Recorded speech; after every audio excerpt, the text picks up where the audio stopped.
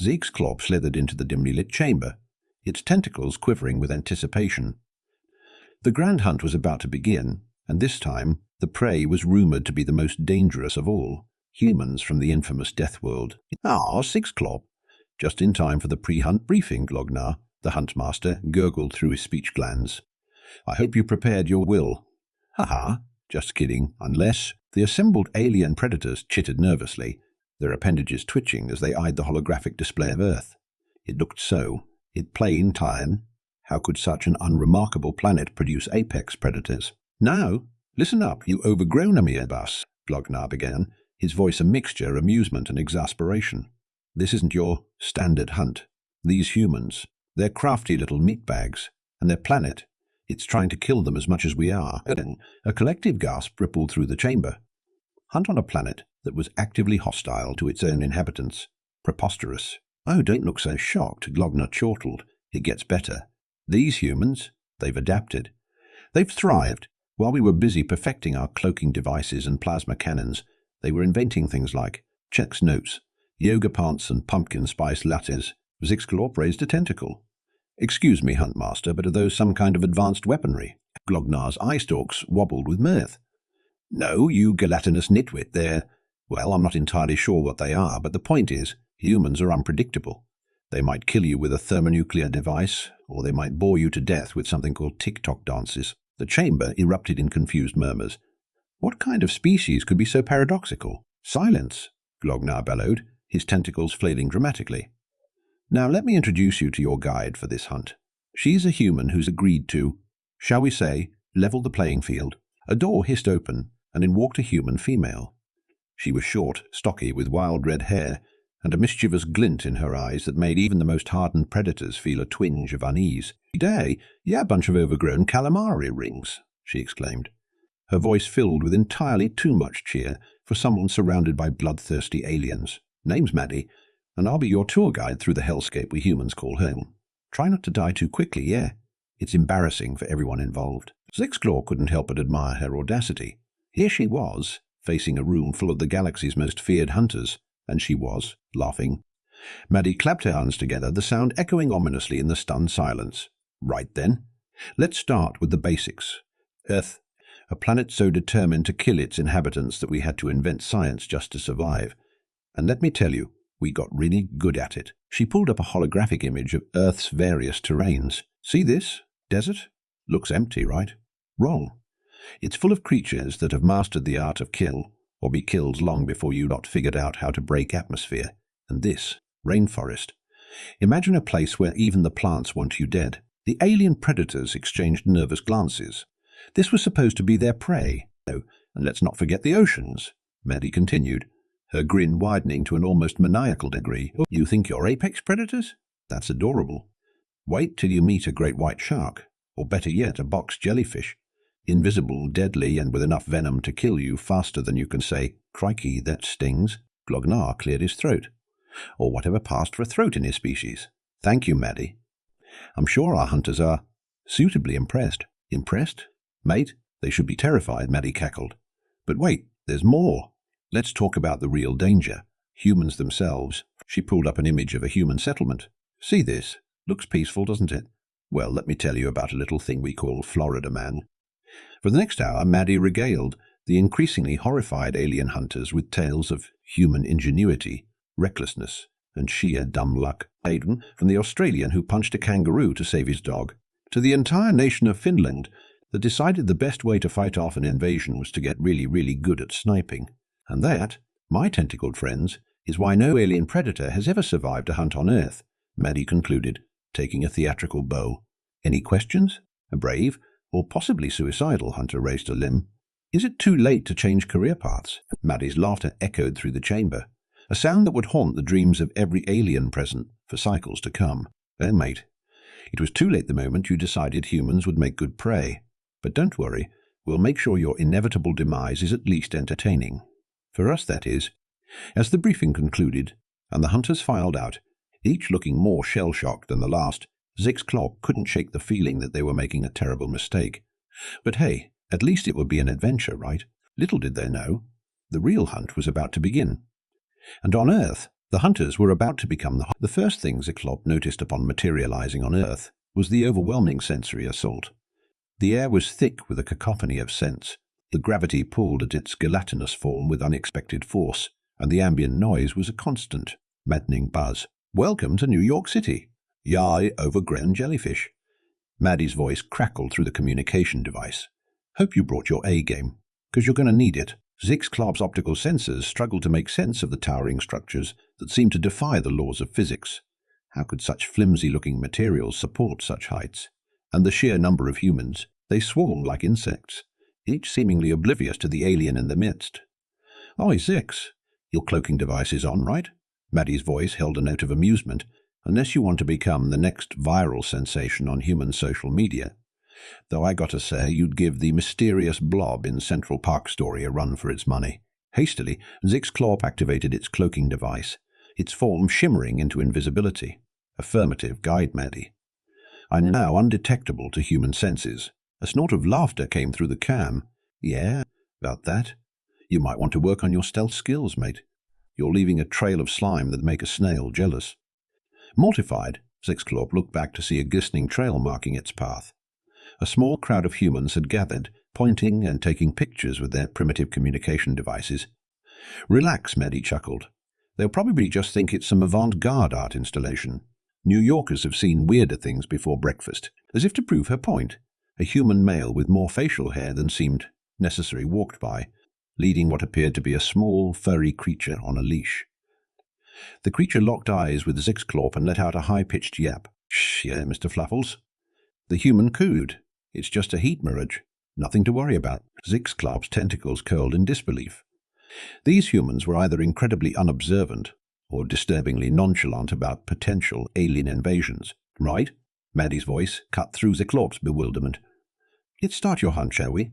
Your target is a human female, mid-30s, works in finance, last seen heading towards something we call a subway. Think you're up for the challenge?" Before Zyklop could respond, a deafening roar filled the air. The ground beneath its pseudopods began to vibrate ominously. "Oh, would you look at that?" Maddie's voice dripped with feigned innocence. "Seems like your target is about to board the express train. Better hurry." With a sense of impending doom, Zyklop followed the stream of humans, descending into the bowels of the earth. The stench hit its olfactory sensors like a physical blow, a noxious mixture of sweat, chemicals, and something that might have once been food. "Welcome to the New York City subway system," Maddie announced cheerfully.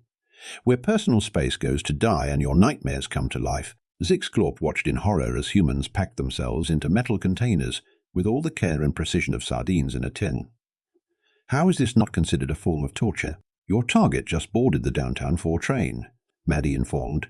"Better squeeze in." Then, with great reluctance, Zyklop oozed its way into the crowded car, its gelatinous form conforming to the available space between 2 rather large humans. "Find the gap," a cheery automated voice announced as the doors slid shut with a menacing hiss. The train lurched forward, and Zyklop found itself being tossed about like a blob in a blender.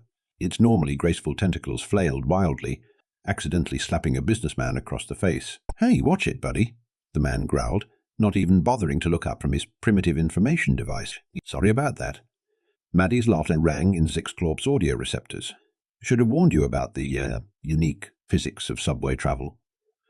On the bright side, you're getting a free full-body massage." As the train hurtled through the dark tunnels, Zyklop tried to focus on its mission. Find the target, initiate the hunt, prove its worth as a galactic predator.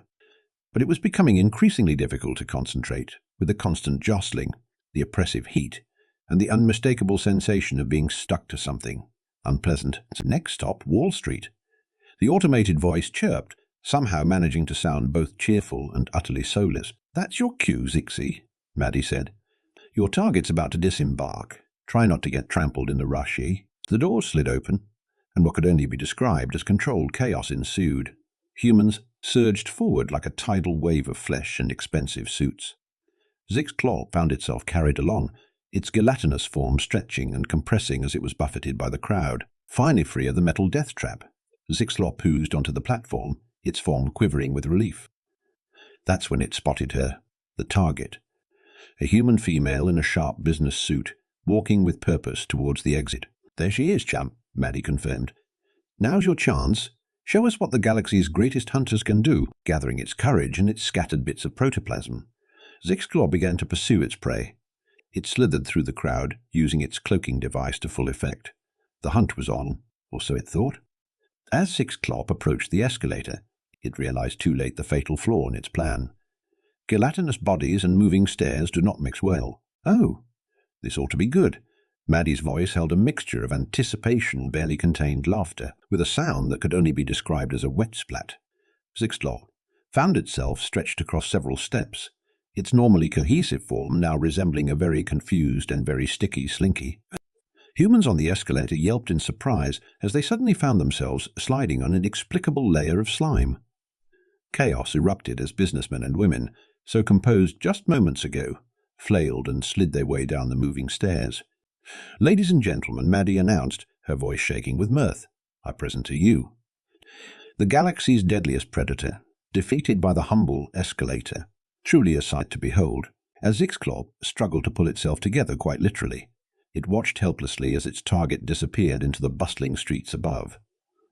The hunt, it seemed, was over before it even begun. "Cheer up, Buttercup," Maddie said, her tone suspiciously cheerful. "Look on the bright side. You've just given a bunch of Wall Street types the most exciting commute of their lives. Plus, I hear slime is great for the skin. You might have accidentally started a new beauty trend. If Zixclaw had eyes, it would have rolled them. As it was, it merely let out a bubbling sigh of defeat. Perhaps hunting on a Deathworld hadn't been the best career move after all. Little did Zixclaw know its adventures in New York City were just beginning.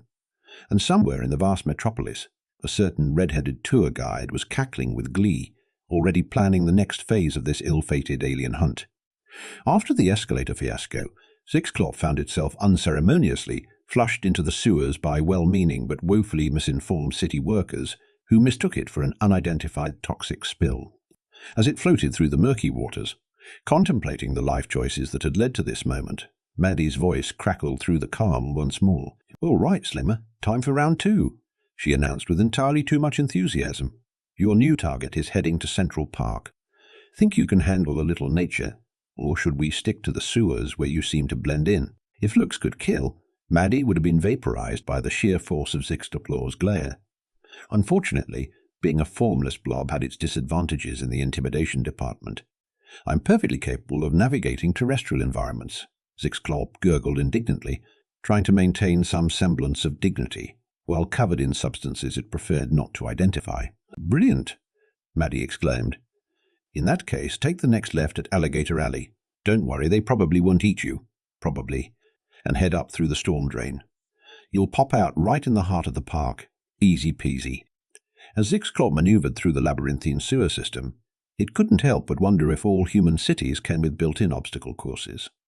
The Ernie was a harrowing mix of dodging suspiciously large rodents, avoiding whirlpools of questionable origin, and trying not to think too hard about the thinks of floating by. Finally, after what felt like an eternity of subterranean horror, Zixclaw emerged into the sunlight of Central Park. The sudden shift from dank darkness to bright daylight sent its sensory organs into overdrive. "Ta-da-da! Welcome to the concrete jungles, Greenheart," Maddie announced. "Now your target's over by the Bethesda fountain. Just look for the large crowd of humans tossing small metal discs into the water. Apparently, it's good luck or something. Personally, I think it's just a clever scheme by the pigeons to fund their underground empire, but what do I know?" Still dripping with sewer water, and looking like the unfortunate love child of the blob and a garbage bag, Zixclaw began its approach. Its cloaking device, having short-circuited during the underground adventure, flickered sporadically, giving passers-by the impression of a very ambitious piece of performance art. As it neared the fountain, Zixclaw spotted its target, a yay jogger, in garishly bright clothing that made Zixclaw's optical sensors ache. The human female was stretching near the fountain, completely oblivious to the alien predator oozing towards her. "All right, Zix, this is your moment." Maddie's voice crackled with barely contained glee. "Show us your best fearsome hunter impression, and try not to terrify any small children this time, yeah?" Gathering what remained of its dignity and its slime, Zixclaw surged forward, its gelatinous form undulating with predatory intent, or at least, that's what it was going for. To the casual observer, it looked more like a sentient pile of jello having an existential crisis. Just as Zixclaw was within striking distance, disaster struck. A group of small humans, children Maddie had called them, came barreling through the park, chasing after a round object. "Incoming!" Maddie shouted, her voice a mixture of warning and unbridled amusement. Dodgeball at 6 o'clock, but it was too late.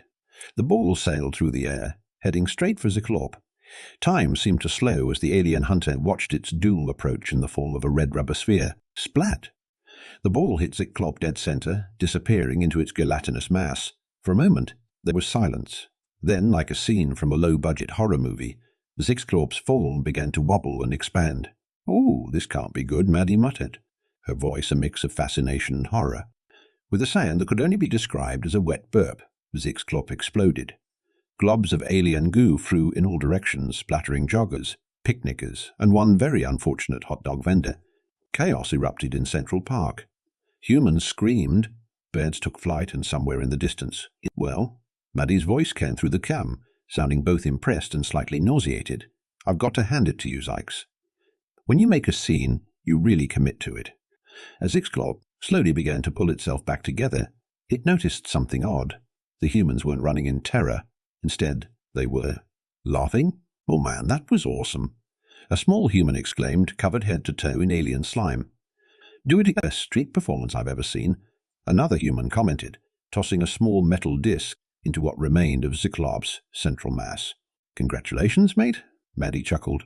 "You've just become Central Park's newest attraction. I'd start charging admission if I were you. If Zyklop had blood, it would have been boiling." This was supposed to be a hunt, not some bizarre human entertainment, but before it could voice its indignation, a new sound cut through the air, a high-pitched, rhythmic wailing.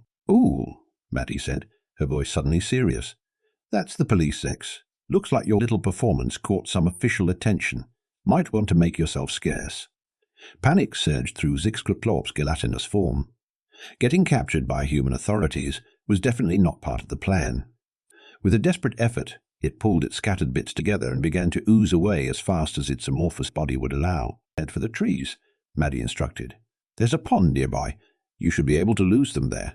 Zyklop didn't need to be told twice. It slithered across the grass, leaving a trail of slime and confused onlookers in its wake.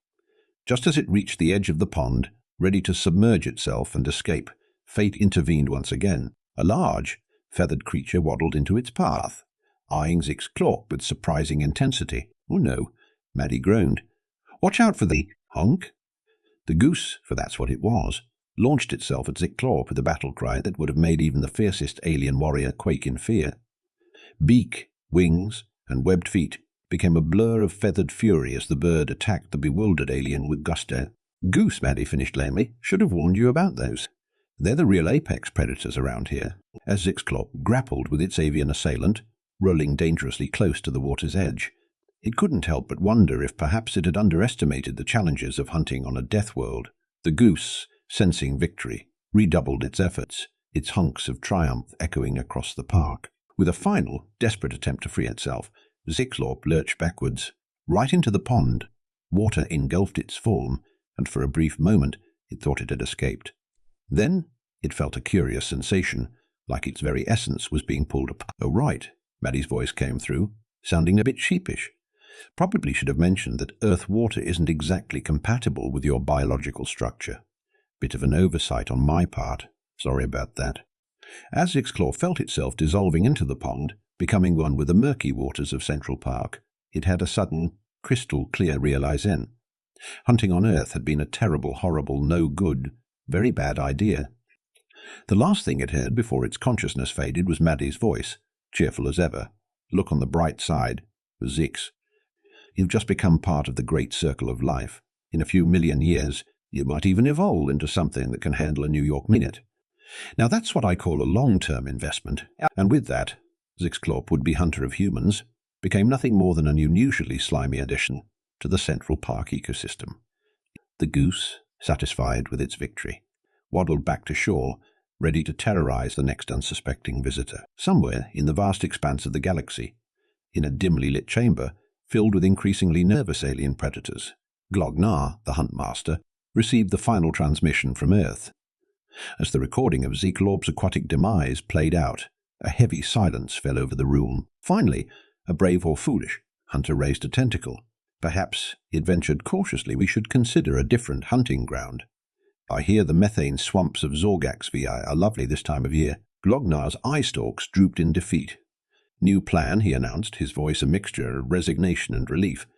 We're officially classifying Earth as off-limits. Any objections? The unanimous silence was broken only by the sound of nervous tentacle wringing and the occasional relieved gurgle. And so, the legend of Earth, the unconquerable Deathworld, grew. In seedy space bars and glittering alien metropolises alike, hunters would gather to share tales of the strange, bipedal creatures who had bested the galaxy's finest. They spoke in hushed tones of the horrors that awaited on that blue-green planet, of metal beasts that roared through concrete canyons, of tiny feathered terrors that guarded green spaces, and of a red-haired demon who seemed to take perverse joy in the failures of would-be predators. But perhaps the most terrifying tale of all was that of the humans themselves, for in all the universe, no species had ever been encountered that could match their blend of resourcefulness, resilience, and sheer bull-headed stubbornness. They were creatures who looked at a planet, actively trying to kill them, and said, "Challenge accepted." In the end, the galaxy's predators learned a valuable lesson. On Earth, the only thing more dangerous than the planet itself was the species crazy enough to call it home. And somewhere in New York City, a certain tour guide named Maddie raised a glass to the memory of Zyx Klorp, the alien hunter who never stood a chance. "Here's to you, ya big galactic goober," she chuckled. "Thanks for making my job the best in the universe." As for the humans of Earth, they remained blissfully unaware of their status as the galaxy's most feared species. They simply went about their lives, facing each day's challenges with a mix of ingenuity, adaptability, and a healthy dose of caffeine. After all, when you live on a Deathworld, every day is an adventure, alien hunters or not. And so the cosmic comedy continued, with Earth playing the role of the universe's most elaborate practical joke. A planet where the prey was deadlier than the predators, where the wildlife had an attitude problem, and where even the weather seemed to have a twisted sense of humor. To the rest of the galaxy, Earth remained a mystery, a swirling blue-green orb of chaos and contradiction, but to its inhabitants, it was simply home. A place where the impossible became possible, where dreams took flight, and where, against all odds, life found a way. In the grand tapestry of the universe, Earth might have been a tiny, insignificant speck, but it was a speck that had managed to produce a species so audacious, so confoundingly resilient, that it had inadvertently become the stuff of galactic legend. And really, in the end, isn't that the most human thing of all?